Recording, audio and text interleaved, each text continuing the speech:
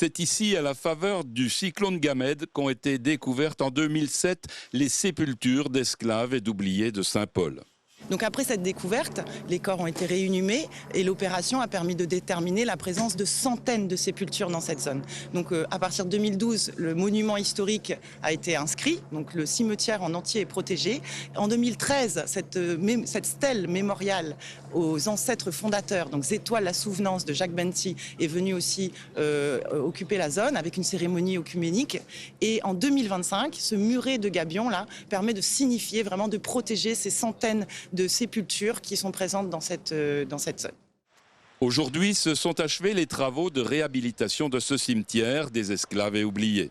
C'est le plus grand cimetière d'esclaves de l'outre-mer français, puisque sur 2500 mètres carrés, on a entre 2000 et 4000 sépultures. Donc nous, ce qu'on a souhaité, c'est vraiment rendre hommage à ces personnes qui sont enterrées ici, les protéger, parce que les gens voyaient cet espace comme un espace public où chacun faisait ce qu'il avait à faire.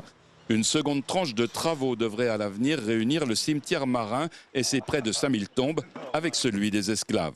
Nous, ce qu'on souhaite, c'est que ce mur de séparation, de ségrégation, puisse à un moment donné être enlevé pour avoir un seul lieu. Et la loi interdit qu'il puisse y avoir une ségrégation à l'intérieur même d'un cimetière. Donc on va respecter la loi aussi en faisant et en englobant l'ensemble de ce cimetière. Samedi, pour la fête Cafre, une cérémonie sera organisée en ce lieu en présence de la ministre sud-africaine de la Culture, des Arts et des Sports.